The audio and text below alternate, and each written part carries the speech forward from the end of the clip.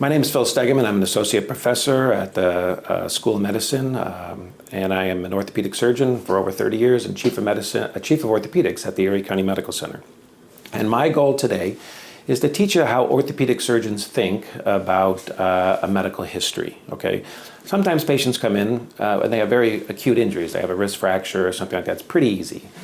Sometimes patients come in and they're kind of more vague, and we have to take a good history and figure out what's going on with them. So good history is essential to really treat the patient as a whole. And in my 30 years, I've diagnosed a lot of things other than orthopedic problems. So you have to think like a detective. Oftentimes you're the first person to see this patient, so you have to think like a detective and try to figure out the crime scene and just figure out what's happening. And you need to get a little excited about that. Your first thought shouldn't be, I need to do an MRI. I get so much information about talking to the patients, every bit as much information as we do when we examine the patients. You don't need much. You don't need orthopedic knowledge to talk to a patient.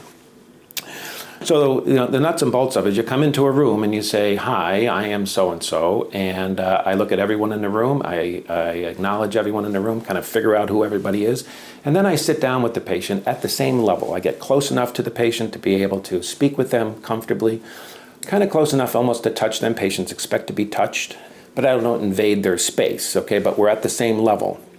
And then you want to let them talk. You just want to let them talk. They will tell you what's wrong with them if you let them do it, okay? A lot of doctors try to direct the conversation and stuff. Let them talk, let them tell you their story. So the nuts and bolts of it all is we have the chief complaint and history of present illness. That's what we're going to kind of get into. There's some other things we'll do a little later, medical history and surgical history. But so the first thing I ask someone is, why are you here? It sounds like a stupid question, but it isn't. And they will tell you. Sometimes it's completely different than what's on your schedule. So you want to know why they're here. And then they're going to tell you pain, stiffness, loss of function, swelling, instability. They'll tell you all that stuff. So you want open-ended questions, and then you want to know the why, where, how, who, everything. There's no stupid questions when it comes to talking with a patient.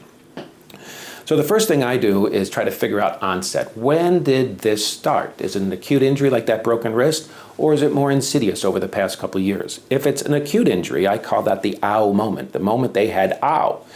And I want to know everything about that injury. I want to know if they fell from a height. I want to know where they landed. I want to know if they put their arm out. I want to know if their ankle twisted. Orthopedics is basically anatomy and physics. And if we know the anatomy and then we know the physics of the injury, we can kind of come up with a diagnosis at the end of our discussion. If it's chronic, if it's been going on for a long time, I ask a question, when did your hip last feel normal? Okay, was that 4 years ago, 5 years ago? They'll tell you. They'll tell you when it was. And, that kind of gets you thinking, okay, well, maybe they have arthritis of the hip, or maybe, it just runs you down a different path. You want to know progression. Is it getting worse or is it not getting worse? Humans know how to heal. They don't need us to know how to heal, and some things heal by themselves, and you got to know that. The quality of their pain, is it nerve pain? Is it burning in nature? Is it stabbing? When do they get it? Do they get it when they walk? Whether they weight bear? Do they get it at night? Some bad things that happen at night when people have pain, such as cancers, and you got to know. You want to know that. There's some not so bad things like rotator cuff problems and stuff, but you want to know the character of their pain and when they get it. Radiation, does the pain radiate anywhere? They tell you, oh geez, I got some back pain, but it's coming down and going into my big toe. Well, you know what? You know the nerves that go to the big toe, so maybe that person has a disc problem or something.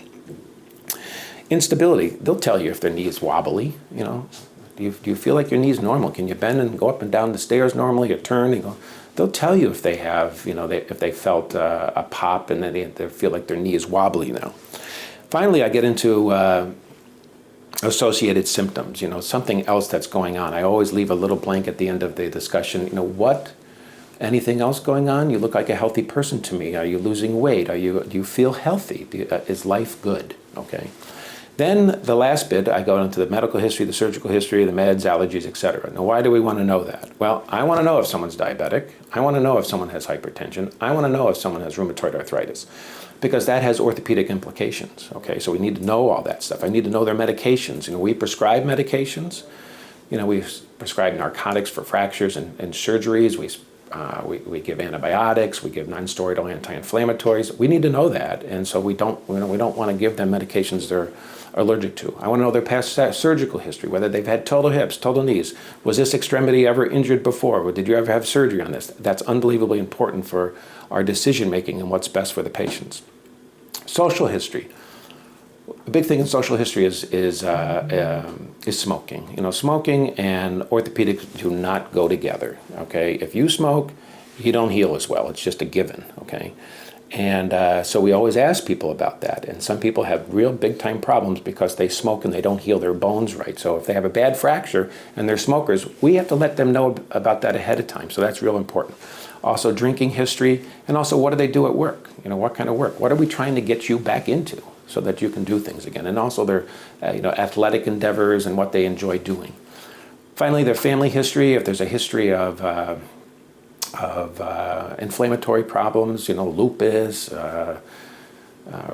rheumatoid arthritis, psoriatic arthritis, we need to know that. And then the final thing, I think I mentioned earlier, is a review of systems. Okay, that's my last little blurb where I get to look at what patients have told us, because sometimes they write all that down, and I get to kind of look, is there anything else in this review of systems that I haven't really discussed with them?